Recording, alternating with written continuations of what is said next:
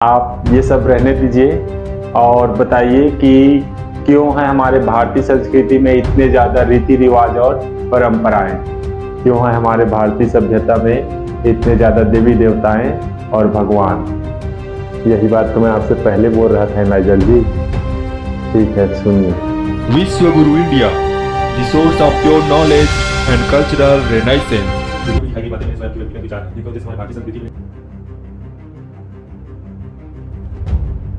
इसका उत्तर बहुत आसान है नाइजर जी, और आपके सामने ही है। सामने ही है मतलब कैसे? कैसे मतलब ये कि पश्चिम सभ्यताओं ने बहुत सारी चीज़ें हमारे प्राचीन भारतीय संस्कृति से ही लिए हैं। अब ये क्या बात हुई? पश्चिमी सभ्यता कहाँ से बीच में आ गई? अब आप टॉपिक को घुमाइए मत प्लीज़।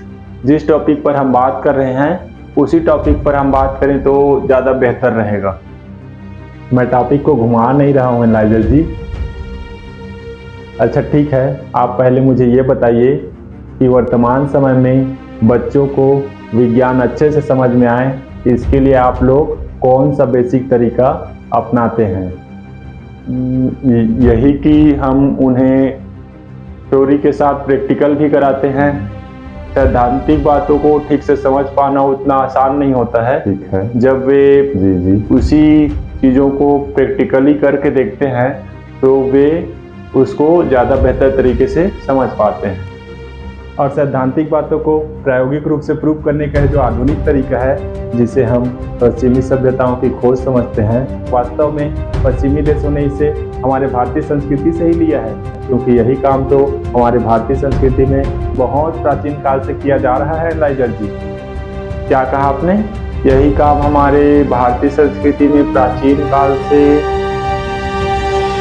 ओह माय गॉड, अब मैं समझ गया।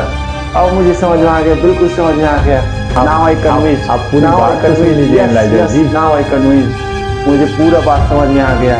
मैं इतनी छोटी सी बात कैसे नहीं समझ पा रहा था। Oh no. अब मैं बोलूँ भी कि आप ऐसे ही खुश होते रहेंगे। अब मुझे पूरी बात समझ में आ गई। Now I convince. अब मैं पूरी तरह से संतुष्ट हो गया हूँ। मेरी जिज्ञासा सुन लीजिए नाइजर जी। हाँ बिल्कुल एचएम सर, आप बताइए। मैं बिल्कुल अब समझ गया हूँ, आप बिल्कुल बताइए। तो हमारे प्राचीन काल में अद्भुत एचएम सर, सच में हमारा भारत विश्व गुरु था। और क्या कहूँ, सच में मुझे गर्व फील हो रहा है कि मैं एक भारतीय हूँ। मुझे पूरा गर्व फील हो रहा है अपने भारतीय होने पर, अपने भारत देश पर, अपने प्राचीन भारतीय संस्कृति पर मुझे गर्व हो रहा है सर।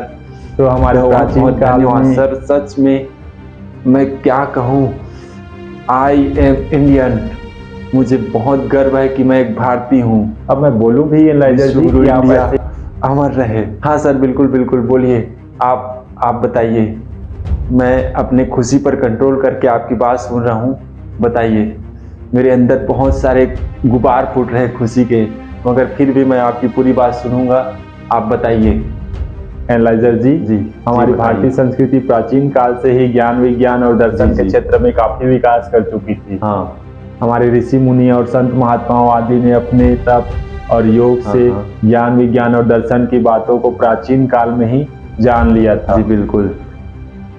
परंतु उस समय आम लोगों के लिए पढ़ने लिखने का उतना चलन नहीं था। अतः प्राचीन काल में ज्ञान विज्ञान और दर्शन की बातों को आम लोगों तक पहुंचाने के लिए और भविष्य के लिए संरक्षित रखने के लिए हमारे भारत माता के विभिन्न महागुरु दो प्रकार के तरीके अपनाते थे।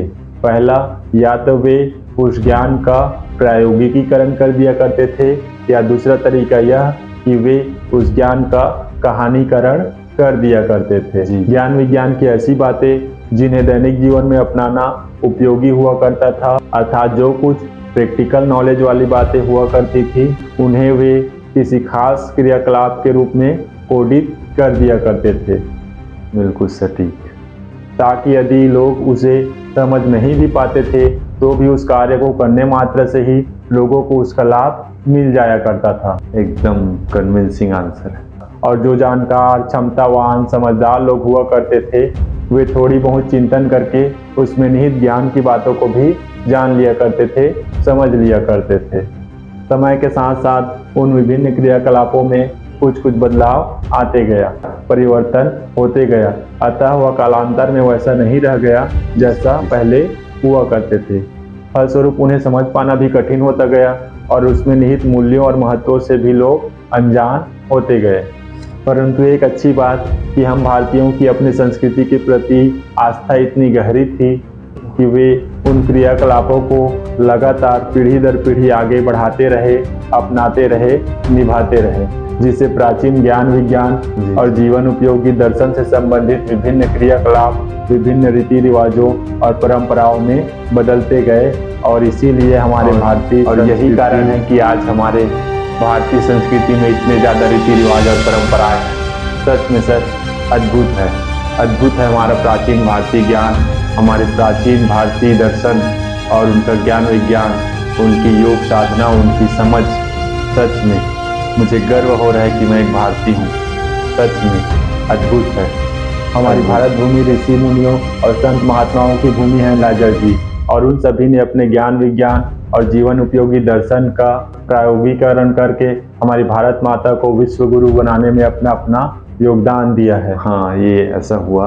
और वही ज्ञान की बातें आप सभी के लिए विभिन्न रीति रिवाजों और परंपराओं के रूप में उपलब्ध है। जरूरत है तो सिर्फ उन ज्ञान को सही तरीके से समझने का, सही तरीके से जानने का। सच में अद्भुत है सर हमारा प्राचीन भारतीय ज्ञान विज्ञान और दर्शन। सच में अद्भुत है। पुस्तकें जला दी गई, न जाने कितने लोगों को मिटा दिया गया, कितने मंदिरों को तोड़ दिया गया, फिर भी हमारे विश्व गुरु भारत माता के महागुरुओं ने अपने प्राचीन ज्ञान को, अपने ज्ञान विज्ञान और दर्शन को, अपने प्राचीन ज्ञान के खजाने को हम तक पहुंचा दिया। सच में धन्य है चेम सर वे सभी महागुरु जिन्होंने हमारी भारत माता को अपने ज्ञान विज्ञान और दर्शन से विश्व गुरु बनाया। मुझे गर्व है कि मैं एक ऐसी पवित्र ज्ञान के खजाने वाली भूमि में जन्म लिया हूँ। मुझे गर्व है कि मैं एक भारतीय हूँ। भारत माता की जय जय जय। विश्व गुरु इंडिया अमर रहे। अच्छा, ये तो हो गया चेम सर। अब कृपया यह भी बता दीजिए कि हमारी भारतीय संस्कृति में इतने ज़्यादा भगवान, इतने ज़्यादा देवी देवता क्यों हैं?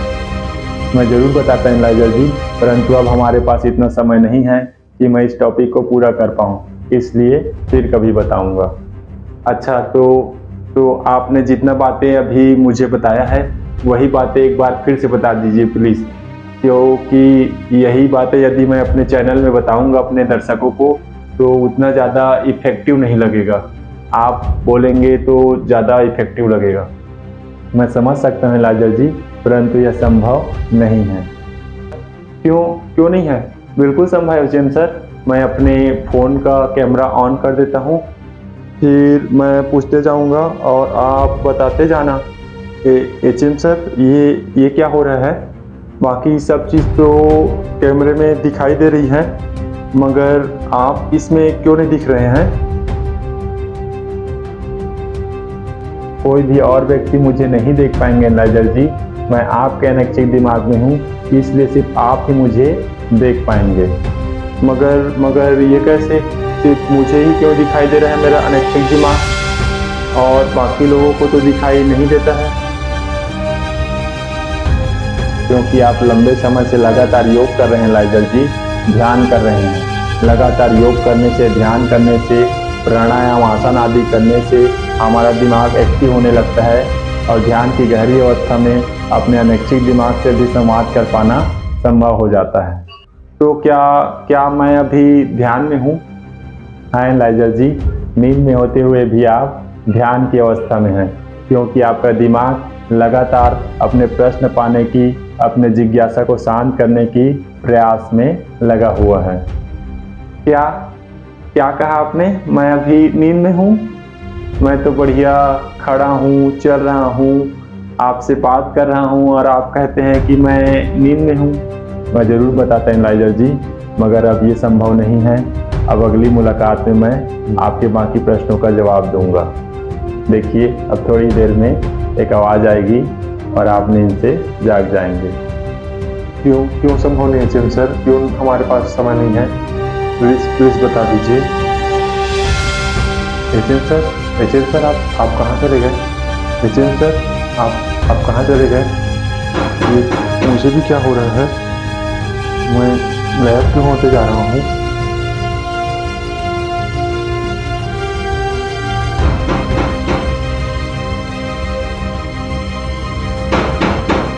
हम्म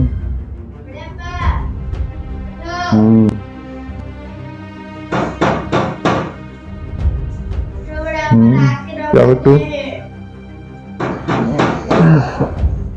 खाना खा लीजिए। अब तू आ रहा हूँ। ओ सपना था यार। वाह, मजा आ गया। आज तो मुझे अपने प्रश्नों का कन्विंसिंग आंसर मिल ही गया। काश ये सच होता। मजा आ गया। वाह,